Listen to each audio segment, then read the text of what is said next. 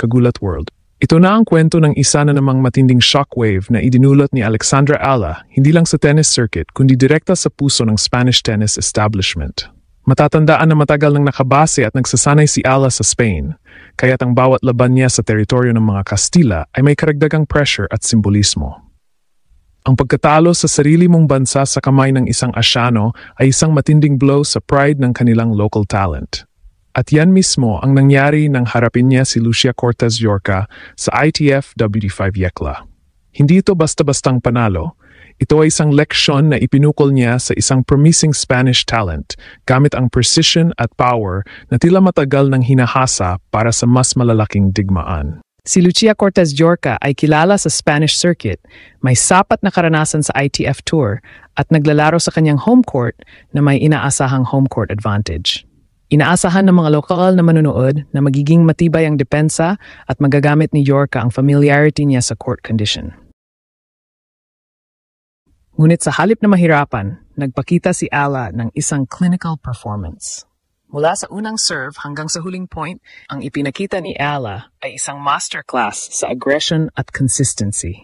Tila ba nagpadala siya ng mensahe sa lahat ng kanyang mga kritiko na ang mga nakaraang setbacks ay nagpalakas lang sa kanyang loob at hindi nagpahina. Ang match na ito ang nagpatunay na ang mga oras na ginugol niya sa Rafael Del Academy ay nagbunga at handa na siyang hamunin ang mga elite ng WTA. Ang scoreline mismo ang nagpahayag ng kanyang dominasyon. Ang panalo ni Ala laban kay Yorca ay nagbigay ng matinding tulak sa kanyang confidence at ranking. Bawat W25 title at bawat panalo kontra sa mga highly ranked local players ay nagdadagdag ng points na critical para makapasok siya sa mas matataas na level ng mga torneo tulad ng W60 at W100 at kalaunan ay ang qualifiers ng mga Grand Slam. Ito ang kanyang road to legacy. Ang bawat panalo sa Spain ay hindi lang tungkol sa sarili niya, kundi tungkol sa pagbibigay ng karangalan sa Pilipinas. Ang tanong ngayon, paano niya tinuruan ng leksyon si Yorca sa court? At paano nagbago ang kanyang tactical approach upang manalo sa Spain? Check na abangan ang detalye ng game plan niya. Ang pagkatalo ni Lucia Cortez Yorca sa sarili niyang teritoryo ay nag-iwan ng malaking katanungan sa Spanish tennis community. Paano nangyari na ang isang promising local player ay nabigyan ng leksyon ng isang Asyanong atleta na matagal nang nagsasanay sa kanilang bansa? Ang sagot ay matatagpuan sa psychological warfare at tactical shift na ipinakita ni Alexandra Ala. Hindi lang pisikal na lakas ang kanyang ginamit. Tinalo niya si Yorca sa aspeto ng mental toughness, isang elemento na kritikal sa mga professional tennis matches. Sa simula pa lang ng laban, ramdam na ang bigat ng home court expectation na nakasampay sa balikat ni Yorca. Naging nervous siya sa mga early points na agad namang sinamantala ni Ala.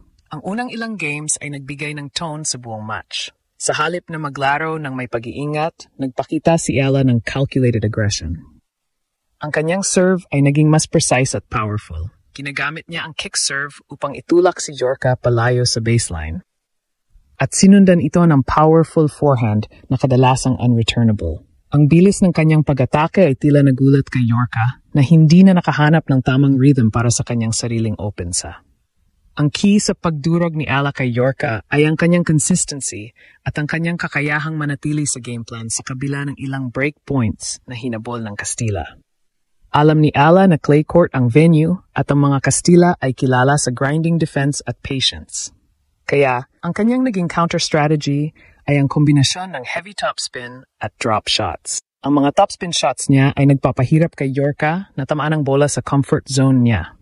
Habang ang mga sudden drop shots naman ay nagpipilit sa kalaban na tumakbo palapit sa net na nagbubukas ng open court para sa passing shot ni Ala.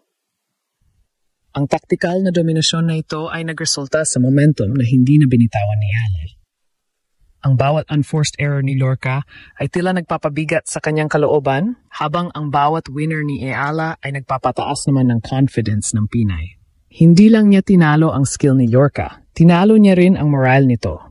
Ang clinical dismantling na ito ay hindi lang nagpakita ng kanyang physical na pag-unlad, kundi ang maturity niya sa professional circuit. Ang panalo na ito ay mahalaga dahil sa ranking points at ang statement na iniwan nito, na handa na siyang maging major force sa Europe. At ating sisiyasatin kung paano nakatulong ang mga ranking points na nakuha niya dito para siya ay tuluyang umakyat at makalapit sa kanyang Grand Slam dream.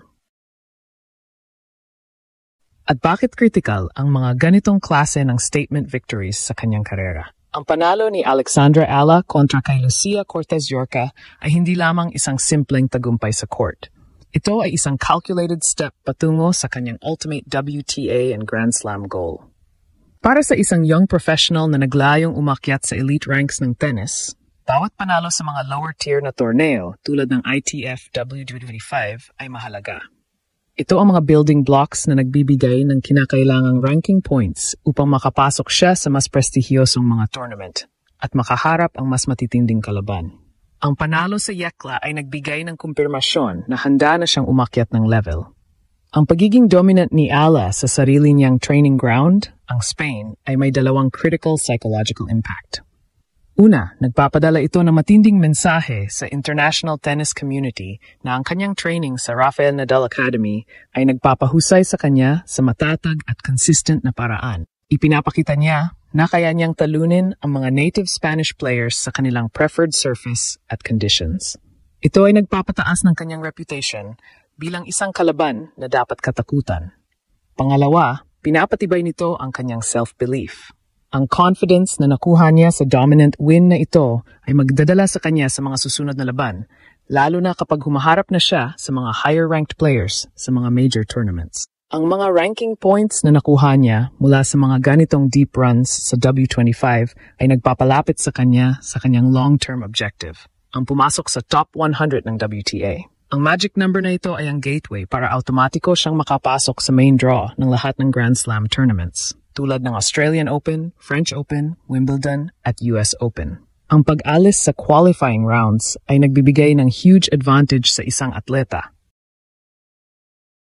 parehong physically at mentally, dahil hindi na niya kailangang maglaro ng 3 karagdagang laban bago pa man magsimula ang main tournament. Bawat panalo, bawat title sa ITF circuit ay nag-aambag sa cumulative effort na ito. Ang tagumpay ni Ala sa Yekla ay hindi lang tungkol sa individual glory. Ito ay nagbibigay buhay sa Grand Slam's WTA goals. Right Arrow Rally the Nation to Believe Again na core concept. Matapos ang mga panandaliang pagkabigo, ang consistent winning sa Europe ay nagpapakita na ang legacy na inaasam niya ay unti-unti nang nagiging concrete reality. Ito ang nagpapatunay na ang pag-asa ng Pilipinas sa professional tennis ay nananatiling buhay at handa siyang lumaban. Ang tanong ngayon ay, ano ang next level na kailangan niyang talunin?